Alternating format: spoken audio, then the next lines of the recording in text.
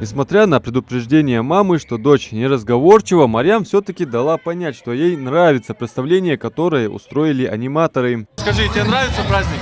Да? Она так понимает обращенную речь. Успели уже поучаствовать в конкурсах? Танцевали. Успели? Молодец какая.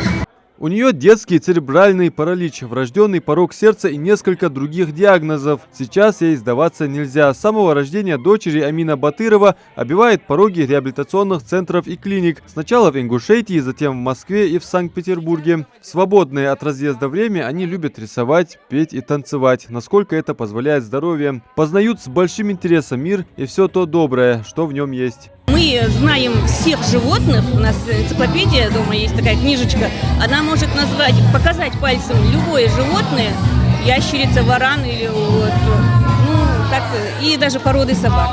Вот такой вот у нас особенность.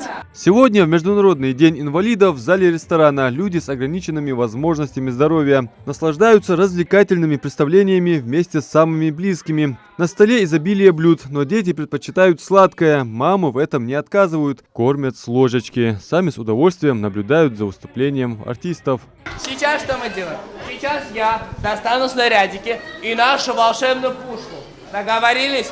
А ваша задача их туда бросать, в эту пушку снарядики, и пушка будет взрываться. Договорились? Тогда все ручками закрыли глазки, ручками закрыли. Кто подглядывает, тот сосиска в тесте. Нравится ли выступление шоуменов? Раздражают ли телевизионщики со своими расспросами? Понять их настроение дано лишь мамам. Мы же мамы, мы без слов иногда понимаем их. А так в основном мы понимаем жестами, несколько слов у нас там в запасе слов 15-20. Поэтому мы можем понять. Родитель и ребенок всегда есть связь. Пока Саид Мухаммад Евлоев увлеченно занят телефоном, мама рассказала, у парня задержка психоречевого развития. Патология включает в себя комплекс нарушений речи, мышления, памяти, внимания, эмоций, да и обычных поведенческих навыков и двигательных функций. У детей отмечается частая беспричинная смена настроения. Как понять, что ему праздник понравился? Ну вот он не паникует, спокойно ведет себя, понимает, что ему не безразлично. Все-таки ему нравится? Да, ему вот что-то понравилось. Международный день инвалидов отмечается ежегодно 3 декабря. Он был провозглашен Генеральной Ассамблеей 14 октября 1992 года. Но, как признаются организаторы, дата всего лишь условность – обрадовать детей, подарить им несколько приятных часов и оставить в их памяти хорошее впечатление. Такова истинная задумка социального отдела городской мэрии. Их стремление создать детям праздник разделили и другие неравнодушные. В этом мероприятии нам очень помогли молодежный совет Батыжу Ахмед, директор Дом торжеств Булгучев Ахмед, Хамхоев Ахмед, также вести города Малгобек, в лице Картоева Ахмеда. Сделали для наших детей подарки. Они уже успели поделиться с вами впечатлениями, понравился им? Да вы сами видите, насколько они рады. Насколько это им приятно.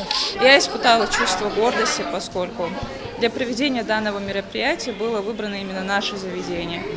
И сделать праздник детям – это в первую очередь праздник для нас. Когда я увидела их, я немного прослезилась, потому что субир, что я цадык дел я сум чофоскает.